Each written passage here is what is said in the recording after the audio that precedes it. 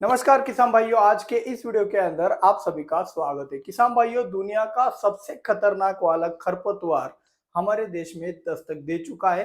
अब तक ये दूसरी बार देखा जा चुका है। हमने तो 2 बार देख लिया, लेकिन कहीं आपके खेत में ये खरपतवार हो तो भाई अलर्ट हो जाओ, क्योंकि एक बहुत बड़ा संकट बड़ा होने से पहले अगर उसको खत्म किया जाए तो हमारे बहुत सारे पैसों की बचत हो सकती है। पहले से ही हम मोथा हो गए, दुर्वा घास हो गया, इनके कारण पहले से बहुत ज्यादा परेशान है, और उसमें अगर ये भी बढ़ोतरी हो गई तो भाई कुछ नहीं हो सकता। तो ज्यादा संकट बड़ा होने से पहले इस वीडियो की कुछ महत्वपूर्ण बातें आप अगर समझ गए तो इस खरपतवार को भी आप खत्म कर सकते हो। ये भी बहुत ज्यादा नुकसान पहुंचा रहा है। हालांकि यहाँ तक कुछ किसानों को ये भी पता नहीं कि ये खरपतवार है या फिर कुछ और चीज है। तो ये काम कैसे करता है, ये खरपतवार हमारी फसलों को डैमेज कैसे करता है, ये दुनिया का सबसे खतरनाक क्यों मैं कहता हूँ, ये कहाँ से आया हुआ है, ये सब जानकारी आज के इस वीडियो के अंदर आपको मिलने वाली है। तो वीडियो को लाइक करके चैनल को सब्सक्राइब जरूर करना। और चले बिना किसी देरी के शुरुआत करते हैं आज के इस वीडियो की। तो ये जो खरपतवार है, ये खरपतवार अपना खाना खुद से नहीं बनाता है, इसलिए इसके अंदर आपको हरा रंग नहीं दिखाई दे रहा है। ये अपना खाना लेता कहाँ से? तो किसान भाइयों, आपने पैरासाइट तो सुने होंगे। पैरासाइट क्या होते हैं? ये अपना खाना खुद से नहीं बनाते, वो किसी और सजीव से क्यों अपना खाना खींच लेते हैं और उसके बदले में उसको उस फसल को या फिर उस सजीव को कुछ ना कुछ रिटर्न के तौर पर देते हैं। जैसे कि माइक्रोराइजा हो गया, माइक्रोराइजा अपना खाना फसल से लेता है और उसके बदले में फसल को नाइट्रोजन देता है, लेकिन कुछ ना कुछ देता है नाइट्रोजन के तौर पर, कुछ अच्छी चीज माइक्रोराइजा से मिलती है। लेकिन यह जो नया खरपतवार जो अभी आप स्क्रीन के ऊपर देख रहे हो, ये जो नया खरपतवार है, ये फसल से एनर्जी तो लेता है लेकिन बदले में कुछ भी नहीं देता है। तो इसीलिए ये सबसे बड़ा खतरनाक वाला पैरासाइट और खरपतवार है। दूसरी वाली बात मैं आपको बता देता हूँ, ये खरपतवार इतना मतलब बाकी खरपतवारों की तुलना में इतना अलग ढलग सा है, क्योंकि ये खुद की जड़ों पे भी बढ़ता नहीं है। ये क्या करता है, आपके टमाटर हो गया या फिर शिमला मिर्च, ये 2 फसलों के ऊपर अभी तक ये पाया गया है। ये क्या करता है, उन फसलों की जो जड़ें रहती है, उन जड़ों के ऊपर इसका विकास होता है, उसका उगम होता है, वहीं से ये फसल के अंदर से जो भी एनर्जी का शोषण करता रहता है। और इसी के कारण अभी ये नया नया है, तो इसके बैड इम्पैक्ट आपको दिखाई नहीं दिए गए होंगे, और दिख भी गए होंगे तो आपको पता नहीं होगा कि ये जो विपरीत परिणाम आपके फसल में हो रहे हैं इसी खरपतवार की वजह से हो रहे हैं या नहीं। तो एक पौधे के अगल बगल में 40-40 ये खरपतवार आपको दिखाई दे रहे हैं, तो इसका अगर संख्या और भी ज्यादा बढ़ गया है तो आपकी फसल खतरे में भी आ सकती है।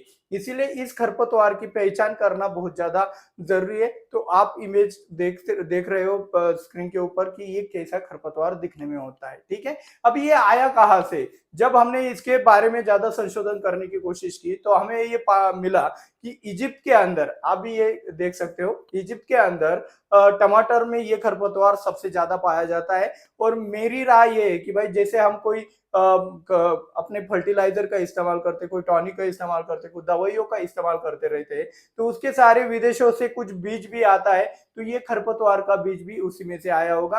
कोई इंपोर्ट किया हुआ प्रोडक्ट होगा, उसके अंदर ये बीज होगा, और जो कि हम उस प्रोडक्ट का इस्तेमाल करने के बाद हमारे खेत के अंदर बढ़ रहा है। तो ऐसे प्रोडक्ट को अभी तक हम ढूंढ नहीं पाए, लेकिन आपके नजर में ऐसा कोई प्रोडक्ट होगा जिसके जरिए ये चीज आ रहा है, तो आप नीचे कमेंट भी कर सकते हैं। उसको जल्द से जल्द रोकना तो पड़ेगा, वरना क्या होगा, ये आपकी दुर्वा घास हो गया या फिर आपका मोथा घास हो गया, खरपतवार की जैसे अगर ये बढ़ गया तो इसको कंट्रोल करने के लिए भी एक अलग सा खर्च आएगा। तो सिंपल वाली चीज है। इसके ऊपर हमने बोला कि आपको कोई भी हर्बिसाइड इस्तेमाल नहीं कर सकते सिस्टेमिक वाला, क्योंकि इसका सिस्टम और हमारे पौधे का सिस्टम दोनों एक साथ जुड़े हुए। हमने इसको खोद कर भी देखा, खोदने के बाद ये पाया गया कि ये जड़ के साथ लिंक है। जो भी टमाटर की जड़ होती है या फिर शिमला मिर्च की जड़ होती है, उससे ये लिंक होता है। तो अगर हम कोई सिस्टेमिक वाला हर्बिसाइड खरपतवार नाशक डालते हैं, ग्लाइफोसेट जैसा या फिर कोई और अन्य सिस्टेमिक वाला हर्बिसाइड डालते हैं, तो इसका कनेक्शन हमारे मुख्य फसल के साथ होने के कारण वहां पे क्या होगा, मुख्य फसल में भी हर्बिसाइड जाएगा और हमारे फसल को डैमेज देगा। तो इसीलिए यहाँ पे सिस्टेमिक हर्बिसाइड का इस्तेमाल तो हम नहीं कर सकते। यहाँ पे सिर्फ और सिर्फ हम कर सकते हैं क्वांटिक हर्बिसाइड का इस्तेमाल। तो क्वांटिक हर्बिसाइड का इस्तेमाल करके हम इसको समय पर रोक सकते हैं। एक और चीज मैं बता देना चाहता हूँ कि ये खरपतवार नया है तो ज्यादा जल्दी बढ़ नहीं रहा है, तो जिसके भी खेत के अंदर ये खरपतवार पाया जा रहा है तो उसको एक बात का ध्यान रखना है, इसके ऊपर की तरफ एक बीजों का एक गुच्छा आता है, तो उस बीजे के गुच्छों को जल्द से जल्द काट दे, वरना क्या होगा, ये बीज अगर बाहर निकलने लगे तो भाई ये और भी 2-3 गुना से बढ़ जाएगा। तो इसीलिए इस खरपतवार के बारे में आपके पास भी कोई जानकारी होगी, आपके खेत में आया हुआ है या फिर आपके अगल बगल में पाया गया है, तो नीचे कमेंट करके जरूर बताइएगा। और हाँ, उन लोगों तक कि वे वीडियो जरूर पहुंचाएगा जिसके कारण क्या होगा, ये खरपतवार ज्यादा बढ़ नहीं पाएगा।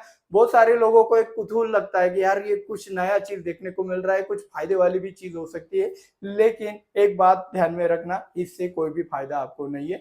तो जल्द से जल्द इसके ऊपर एक्शन जरूर लीजिएगा और मिलते हैं अगले वीडियो में। जय जवान जय किसान।